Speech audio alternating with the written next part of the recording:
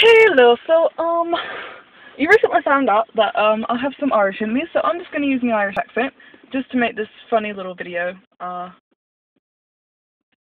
Yeah, so my great-grandpa, my great-grandpa is the one that came over from, Ireland, and,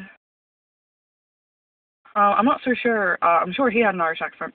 I'm not so sure my grandpa did or not, never knew him. My dad definitely, doesn't, although some of the words that we say, um, it just has some Irish, twang to it.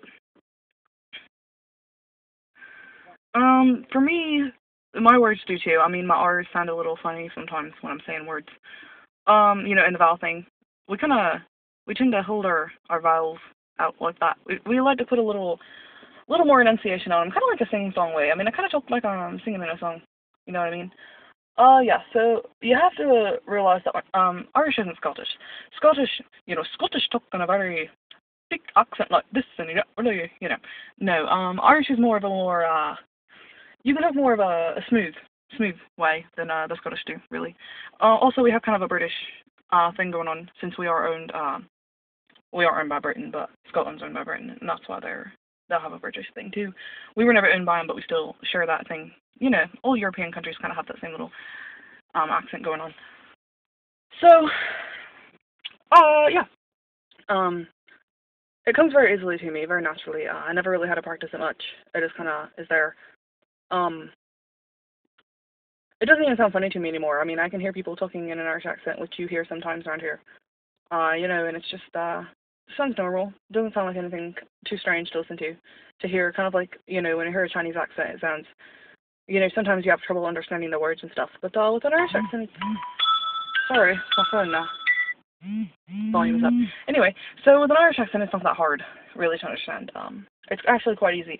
A lot of people think that the reason that people in West Virginia have a hick accent is from the Irish, but it's really not. It's actually from the British. They're the ones that gave us the hick accent. I'll demonstrate that for you. I mean, no, I'm not very good at it. I'll let you know.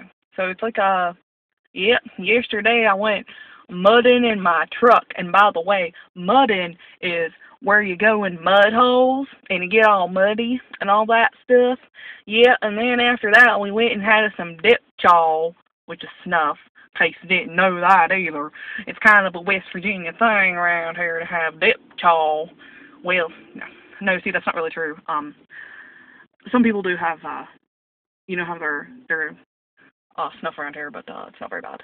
Not really. A few people do it that I know of. Anyway, yeah, so that's how a lot of people talk like that around here, the hick accent thing.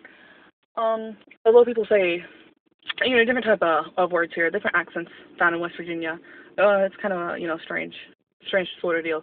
Some of the words that come from the Irish are, wash, squash, fish, might say that instead of fish.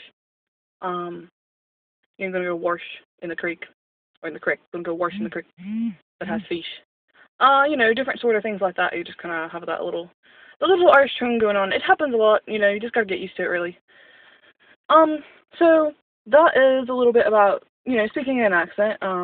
I like to do it for fun sometimes. I think tomorrow I might just speak in an accent all day. So if I make a video tomorrow, be counting on that. Thanks, and I'll see you around. Blarney.